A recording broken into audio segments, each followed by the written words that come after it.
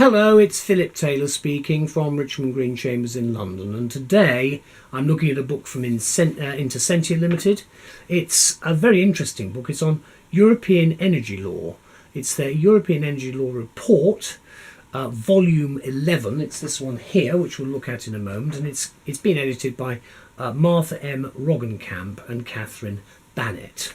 And Elizabeth and I have reviewed this book and had a discussion about it, and our title for our book review is A Must-Have Work of Reference for Comparative and Environmental Lawyers. It's dealing specifically with energy policy at a time of great flux. I mean, we are talking of Brexit Day, 6 months' time. It's not that far off, and there's going to be a bit of an upheaval. Let's look at the book first, because whilst there will be changes, these reports are very important. There's the front of the book. There's the spine, and then there's the back, a bit of detail about the various contents of the book itself. You can see the contents there as well. Just opening it up, there's no index, of course, at the back because it's basically law reports. But if I open it up here, you can see the law series, which is listed there. Intersentia are a very established organisation for high-quality legal publications. There's the front page. Then you've got an editorial, the blurb about the book and the editorial there, which is always worth reading, dated the 21st of April 2017. Then you've got the contents section there with various parts and chapters running all the way through. You can see again a lot of detail. That's why you don't need an index at the back, because it's all at the front basically. You should be able to find what you're looking for. Again, it's in part numbers, looking at specific areas. For instance, part 5, security of energy supply and safety. You can see the structure again. There are conclusions at the end of each of the parts as well, which helps. And again, you can see this is chapter 16 there. This is the regulating security of energy supply for end consumers. And again, you've got the name of the people who've been involved in writing the particular contents.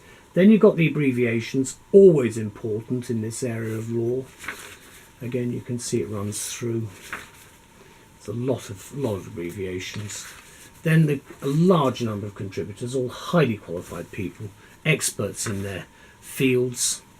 Then you've got the introduction itself, and it starts off with what the report. This is the 11th report, and it looks at EU energy and climate law policy and jurisprudence. Again, there will be changes. They're bound to be with the decision to leave the EU, but at the moment I think this book is very important. Then you can see how it runs through, and then the book runs through with all the various chapters. Introduction, a structural way, the introduction, the middle bit, and then the conclusion. But what Martha and Catherine have done, I think, is produce a first-class book.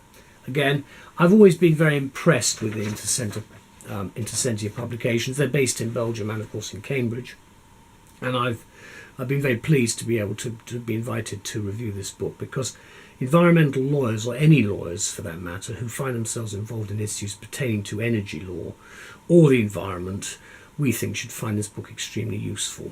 It's a very important 21st century subject, and it's very fundamental, as we are polluting the planet and causing tremendous problems, much of which is man-made or person-made or humankind-made, whatever words you want to use. The fact is, we've been doing things which are having a bad effect on the planet, and we've got to start looking at it. That's the sadness, in my view, about leaving something like the EU, where at least we have the opportunity of doing things, but we just have to do them in a different way. I have to be practical about it, because Brexit Day, as I've indicated, is not that far off. This book itself is one of the latest titles from Intersentia, covering the ever-expanding energy and law series. This one, of course, is the European Energy Law Report. It's volume 11, and it's basically a compendium of research undertaken by participants in the European Energy Law Seminar, which took place and has taken place on a regular basis in the Netherlands since 1989. So it's been around a long time now. And as such, the book offers an opportunity for readers to access a convenient, current and lucid overview of, as the editors explain, the most important legal developments in European Union and national energy and climate law. That's what you're getting. And as very much with the Intersentia models for their other books, They're always very detailed, very well written, and they give you a lot of information.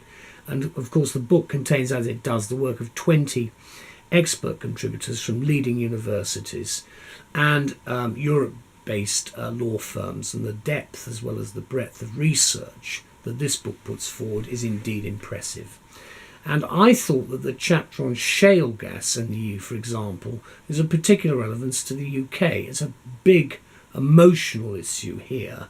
Of course, it's relevant, of course, in the US, where applications for exploratory licenses have been met with some degree of disquiet and public resistance, mainly in the form of anti-fracking demos. And obviously we have the Green Party here that participates in a lot of action on the streets, I suppose, when they don't like what is going on, so they basically take to the streets with the form of civil disobedience or whatever it might be. But you will get more of that, and certainly people don't like some of the things that are being done. So there have to be proper procedures created to try to deal with that. One of the book's contributors, who's called Reuven Fleming, discusses the Commission, that's the European Commission's approach since 2014 towards safe shale gas extraction, and also its impact on certain national regimes. I think that's directly important because they're like everything, there's what is now called fake news thanks to President Trump. But the fact is there have been problems with people putting information out that's not actually being true, and as a result scare stories, all these conspiracy theories, all that sort of stuff is there, and we need to get our feet firmly on the ground as to exactly what is correct and what isn't. Now the book is divided into 5 parts, and it includes topics covering the following: EU energy and climate law, policy and jurisprudence, energy and climate treaty developments, energy infrastructure developments, offshore electricity systems and network investments, heat supply legislation in the EU, and security of energy supply and safety. Now, to some people this may be boring, but it's actually very fundamental, because we do need to have this sort of facility available to have decent life. Now, of course, the important thing to bear in mind about this is that our relationship with the EU will change, but this information, the books will still be there, and at least we will know what is being thought about. Just because we've decided to go off, it's just one of those unfortunate things. But I think at the bottom line is we can still behave like adults, and we can still be aware of what is happening within Europe and sign up where we can to sensible deals, so that we are actually talking with one voice in terms of consistency when it comes to legal policy on energy. Now let me conclude by saying here then is an absorbing and information-rich comparative study of European energy law across a range of jurisdictions, and together with its detailed discussions and extensive footnoting, offers, we think, an invaluable source of references for further research by academics and practitioners alike on what is actually a complex and vexed topic. Very controversial, and it's going to be with us. Thank you to Intersentia and to both Martha and Catherine and everybody involved in this publication. The publication date itself is cited as at April 2017, I think it was initially. But I'm obviously recording this a little later on. There's the book again. There's the side spine there, and then there's a bit on the back. Just opening it in the middle, you can see this is the 1994 Energy Charter Treaty. There's a lot of information. For many people, they probably don't realise how much agreement there is about what we're doing. But you've got with this book some very useful stuff. So a big thank you to everybody concerned. Very grateful to have the book for review. Thank you for sending it to me, and I hope this review has been of some help to people knowing what the subject matter is about. Thank you anyway. Bye-bye.